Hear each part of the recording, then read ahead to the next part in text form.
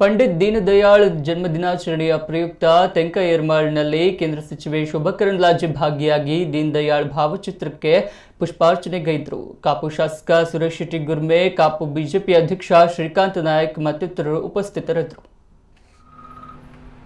ಸಾರ್ಥಕ,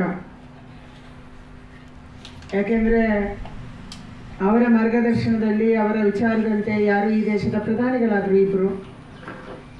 ಪಂಡಿತ್ ದೀನದಯಾಳ್ ಉಪಾಧ್ಯಾಯರ ಗರಡಿಯಲ್ಲಿ ಬೆಳೆದಿರುವ ಅಂಥವರು ಅಟಲ್ ಬಿಹಾರಿ ವಾಜಪೇಯಿ ಅವರು.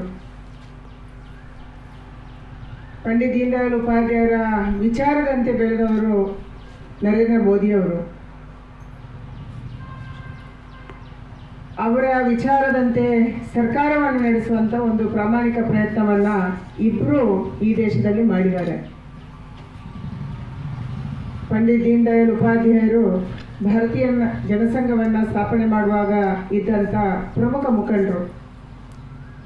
ರಾಷ್ಟ್ರೀಯ ಸ್ವಯಂ ಸೇವಕ ಸಂಘದಲ್ಲಿದ್ದರು. ಅವತ್ತಿನ ಹಿರಿಯರು ತೀರ್ಮಾನ ಮಾಡಿದರು, ಡಾಕ್ಟರ್ ಶ್ಯಾಮ್ ಪ್ರಸಾದ್ ಮುಖರ್ಜಿಯವರು ಪಾರ್ಟಿ ಆರಂಭ ಮಾಡುವಂಥ ಸಂದರ್ಭದಲ್ಲಿ ಪಂಡಿತ್ ದೀನದಯಾಳ್ ಉಪಾಧ್ಯಾಯರಂಥ ಒಬ್ಬ ಮೇರು ವ್ಯಕ್ತಿತ್ವ, ವಿಚಾರವುಳ್ಳಂಥವರು, ದೇಶದ ಬಗ್ಗೆ ಯೋಚನೆ ಮಾಡುವಂಥವರು ಭಾರತೀಯ ಜನಸಂಘಕ್ಕೆ ಹೋಗಬೇಕು ಮತ್ತು ದೇಶಕ್ಕೆ ಒಂದು ವಿಚಾರವನ್ನು ಮುಂದೆ ಇಡಬೇಕು ಅಂತ ಹೇಳಿ. ಅಂಥ ಸಂದರ್ಭದಲ್ಲಿ 8 ಹಿರಿಯ ತಲೆಗಳ ಜೊತೆ ಶ್ಯಾಮ್ ಪ್ರಸಾದ್ ಮುಖರ್ಜಿಯ ನಂತರ ಜೋಡಣೆ ಆದಂಥವರೇ ಪಂಡಿತ್ ದೀನದಯಾಳ್ ಉಪಾಧ್ಯಾಯರು.